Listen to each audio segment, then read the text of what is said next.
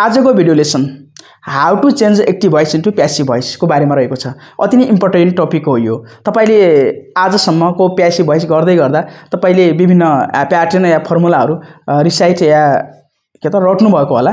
अवश्य पनि आजको यो भिडियोले एन्डसम्म वाच गर्नुभयो भनेदेखि तपाईले त्यो समस्या पर्ने छैन है त। अन्य भिडियो लेसनहरू पनि तपाईले पाउन सक्नुहुन्छ हाम्रो यसै च्यानलमा कि तपाईले कसरी प्यासिभ भोइस बनाउने भन्ने बारेमा। त्यसले अवश्य पनि तपाईलाई सपोर्ट गरेको होला। तपाईले वाच गर्नुभएको, यदि गर्नुभएको छ भने त्यसलाई पनि वाच गर्नुस्। र मैले एउटा तपाईलाई किज लिएर आएको छु र यो कीले तपाईलाई अवश्य पनि प्यासिभ भोइस बनाउनलाई एकदमै राम्रो सपोर्ट गर्नेछ है त। मैले त्यसपछि तपाईले चाहिँ यो प्याटर्नलाई के त मेमोराइज गर्नु पर्दैन, त्यो प्याटर्नलाई मेमोराइज गर्नु पर्दैन र तपाईले त्यसलाई रट्नु पर्दैन। अब आउनुस् मैले त्यसको एउटा की भन्छु। प्यासिभ भोइस बनाउनको लागि 8 वटा विभवलाई विशेष ख्याल गर्नुपर्ने हुन्छ। त्यो विभव नै किजहरू हुन्। जस्तै मान्नुस् तपाईले इज एम आर ओज ओर बी बिङ बिन 8 वटा विभव छन् र यो विभव भित्री भन्दा पहिले राख्नुपर्छ र विभिन्न टेन्स बेसिस यस्ता यी विभवहरू युज गरिन्छ।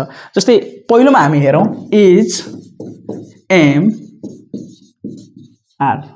3 वटा विभवहरू सिम्पल प्रेजेन्ट टेन्सले कभर गर्छ है त। अब हेर्नुस् यहाँनिर एउटा लेख्नुस् पिपल बिल्ट अ टेम्पल। यो निर भयो। अब एउटा सेन्टेन्स हेर्नुभएको तपाईले सिम्पल प्रेजेन्ट टेन्स छ। सिम्पल प्रेजेन्ट टेन्समा V1 अथवा V5 आउँछ र यो तपाईलाई के हुन्छ भनेदेखि अवश्य पनि टेन्स नलेज चाहिँ आउनुपर्छ। यो टेन्सको लागि तपाईले टेन्सको भिडियो हेर्नुभयो भनेदेखि त्यसबाट धेरै कुराहरू थाहा पाउनुहुनेछ र टेन्स जान्नु हुनेछ। त्यो तपाईले बेसिक लेभलबाट सिक्दै हुनुहुन्छ भनेदेखि। अब यहाँनिर आयो V1।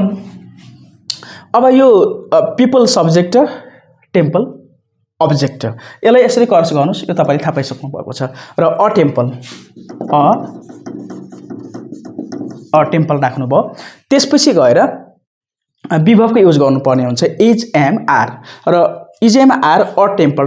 अ टेम्पल भनेको सिंगुलर सब्जेक्ट र यसको लागि हामीले यो सब्जेक्ट अगाडि राखिन्छ त सब्जेक्ट भन्ने बुझ्छौँ हामीले, त्यो सब्जेक्ट होइन, यो अब्जेक्ट हो र यसमा तपाईले इज राख्नुस्, सिंगुलर भयो। यसपछि यो आएको भवलाई भित्री बनाउनुस् बिल्ट।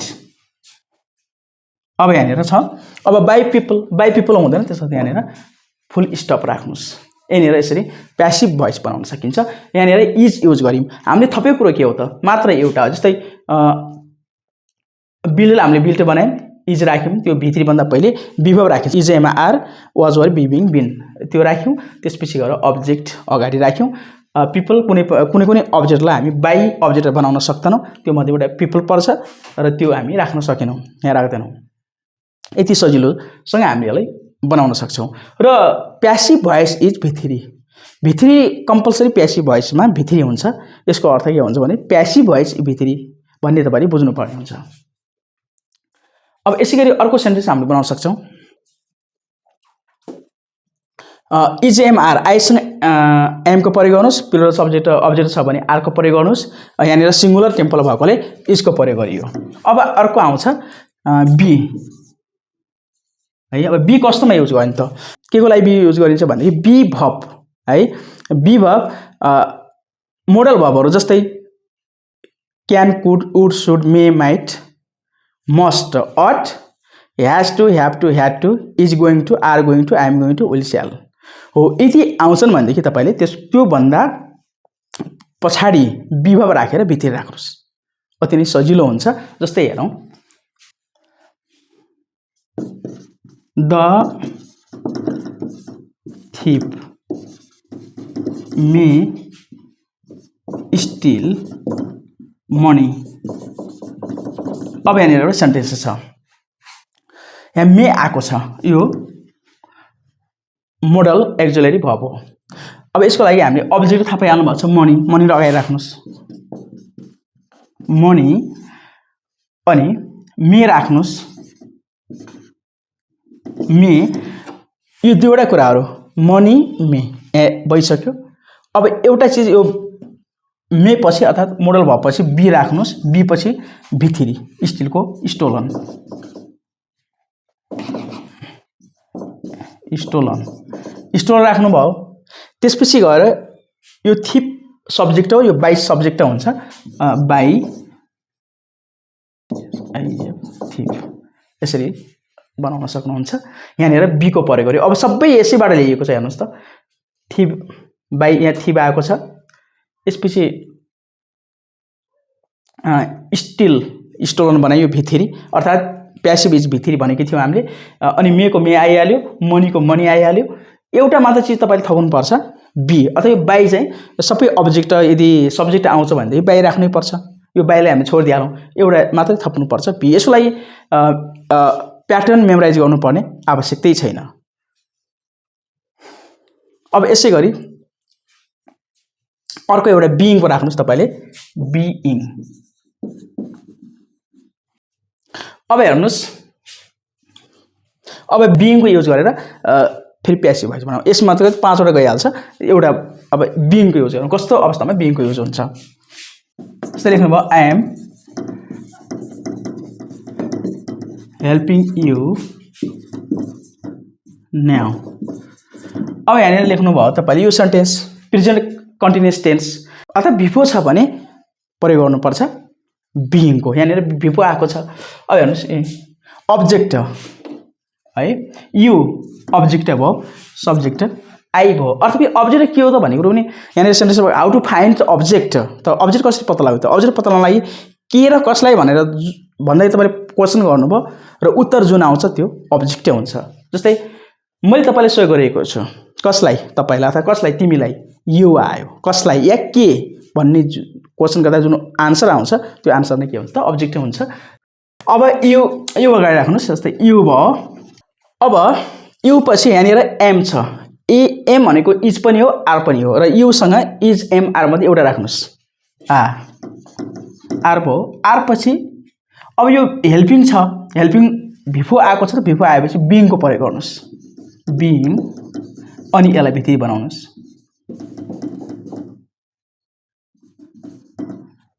हेल्प्ड, अनि भित्री पछि लगत्तै बाई राखिहाल्नुहोस्। बाई पछि यो सब्जेक्ट, बाई सब्जेक्ट राख्न मिल्छ भने राख्नुपर्ने हुन्छ, बाई मी। अब यो न्याउ चाहिँ बच्यो, यो टाइम एड भयो। टाइम एड भयो अन्तमा राख्ने, सेन्टेन्सको अन्तमा। 5 वटा विभवहरू गइसक्यो। अब बच्यो 3 वटा विभवहरू। र यसमा के भयो त? हामीले फर्मुला मेमोराइज गर्नु परेन, किनभने भित्री भन्दा पहिले बिइङको युज गर्नुहोस्, कम्प्लिट। यसको पुरै चाहिँ अब के त? अब्जेक्ट प्लस इजएमआर बिइङ प्लस भित्री बाई सब्जेक्ट भन्नुपर्ने कुरै छैन। पास्ट कन्टिन्युअस सेन्टेन्स एउटा हेरौँ। एउटा सेन्टेन्स लेखौँ यहाँ, someone was teaching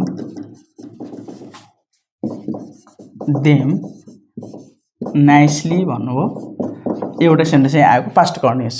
past कन्टिन्युअसमा कसरी भने, अब सब्जेक्ट यहाँ आएको छ, अब्जेक्ट आएको छ, देम सब्जेक्ट आएको छ, सम ओन। अब हेर्नुहोस्, देम लगाएर ल्याउनु भयो, दे भयो।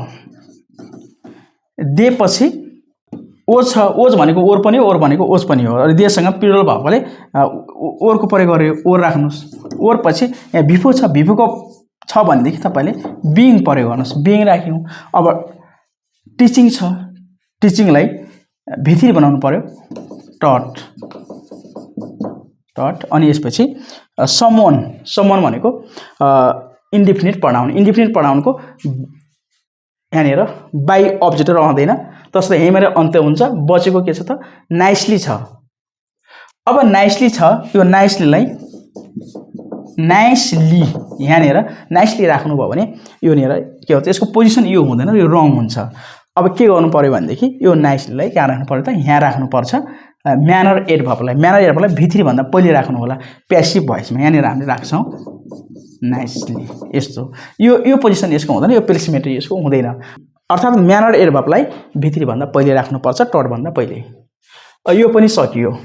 अब इज एमआर ओज ओर। अब ओज र ओर युज गरौँ, एउटा सेन्टेन्स बनाऊ, एउटा सेन्टेन्स हेरौँ ओज ओरबाट। भिट्यु आउँछ भने ओज ओर बनाउने। जस्तै हेर्नुहोस्, एउटा सेन्टेन्स यहाँ लेख्नुहोस्, she made a plan yesterday एउटा सेन्टेन्स भयो। अब यहाँ भिडियो आएको छ, यदि भिडियो आउँछ भने ओज ओर विभवको युज गर्नुपर्छ। हेर्नुहोस् अब यो लिएर प्लान यो अब्जेक्ट हो अ प्लान भयो सिंगुलर भयो त ओज या ओर प्लानसँग ओजको प्रयोग गरिन्छ विभव ओज अनि यो मेट मेड यो भित्री नै भएकोले मेट राख्नुहोस् प्लान ओज मेट। अब यसपछि बाई राख्नुहोस् बाई पछि आयो यो अब्जेक्ट सब्जेक्ट सी छ सीलाई हामीले अब्जेक्टिभ ठाउँमा प्लेसमेन्ट राख्दाखेरि यसको अब्जेक्टिभको प्लेसमेन्ट वाले अब्जेक्टिभ फर्ममा राख्नु पर्ने भएकोले सीलाई हर बनाए yesterday टाइम हेरेर भयो। सो यस्तो टाइम हेरेर भयो भने लास्टमा राख्नुपर्छ यसरी भयो। अर्थात् सिम्पल पास्ट टेन्सको ओज ओर 1 2 3 4 5 6 7 गइहाल्यो। अब बच्यो एउटा मात्रै विभव अर्थात् बिन बचेको छ इज एमआर अज अर बिबिङ बिन मध्येको बिन बच्यो र बिनलाई अब पर्फेक्ट टेन्समा युज गर्नुहोस्। कुनै पनि पर्फेक्ट टेन्समा बिनको युज गरिन्छ। एउटा पर्फेक्ट टेन्सको nobody has given him a pen। अब हेर्नुहोस् यहाँनिर present perfect tense has plus भित्री आएको छ र यो गिभन पछि हिम र एउटा पेन आएको छ। दुईवटा अब्जेक्टहरू छ यहाँ देखिरहनु भएको छ। कसैले पनि उसलाई कलम दिएको छैन। के दिएको छैन? कलम। कसलाई? उसलाई। दुईवटा कुराहरू अब्जेक्ट आयो। यसलाई भन्छ इन्डाइरेक्ट अब्जेक्ट, यसलाई भन्छ डाइरेक्ट अब्जेक्ट। तपाईले जुनै पनि अब्जेक्ट अगाडि राखेर प्यासिभ बनाउन सक्नुहुन्छ। यदि तपाईले यो इन्डाइरेक्ट अब्जेक्ट अर्थात् यो पर्सनल अब्जेक्टलाई अगाडि राख्नुभयो भने अलिकति सजिलो हुन्छ र यो यतिखेर राख्नु भने अलिकति अप्ठ्यारो हुन्छ। त म दुई तरिकाले बनाउन तपाईले सिकाउँछु। यहाँनिर हेर्नुहोस् हि राख्नुभयो। अब ह्याज छ हिसँग ह्याज प्रयोग हुन्छ। ह्याज भनेको ह्याप पनि हो ह्याप भनेको ह्याज पनि हो। यदि यहाँ प्लुरल भयो त ह्याप राख्यौँ, सिंगुलर छ ह्याज राख्यौँ। ह्याज पछि के भयो त ह्याज पछि अब प्रयोग गरिन्छ बिनको है। पर्फेक्टमा कुनै पनि पर्फेक्ट टेन्समा बिनको प्रयोग गर्ने। बिन राख्नुहुन्छ बिन राख्नुभयो बिन पछि भित्री बिन राख्नुभयो भने भबमा कुनै चेन्ज आउँदैन किन त भित्री नै हुन्छ। भित्री नै राख्ने जो छ भब त्यही राख्नुहोस् ल भइहाल्यो। अब यहाँनिर बच्यो अपेन यो टाइम हेर्दा भएन यो के हो अब्जेक्ट हो तसर्थ यो बाई सब्जेक्ट भन्दा पहिले राख्नुपर्छ। टाइम या प्लेस वर्ड आयो हैन प्लेस रिलेटेड वर्ड आयो टाइम रिलेटेड वर्ड आयो भनेदेखि त्यसलाई के गर्नुपर्छ बाई सब्जेक्ट भन्दा पछाडि राख्नुपर्ने हुन्छ। अहिले पहिले राख्नुहोस्। अनि यहाँनिर आउँछ नोबडी। बाई नोबडी बनाउन हामी सक्दैनौँ है। यो राइट छ भन्यो भने रङ हुन्छ। यो राइट छैन यो भनौँ न तपाईले राइट देख्नु न किनभनेदेखि हामी नोबडी अघि नै मैले भनेको थिएँ इन्डिफिनिट प्रनाउन है। Nobody no one someone everyone everybody anybody यस्ता जो आउँछ यस्ता भनौँ प्रनाउनलाई इन्डिफिनिट प्रनाउन भनिन्छ। यस्तो इन्डिफिनिट प्रनाउन आयो भनेदेखि यसलाई बाई सब्जेक्ट भनेर देखाउनु पर्दैन। तसर्थ नोबडीलाई हामीले हटाउने भयौँ।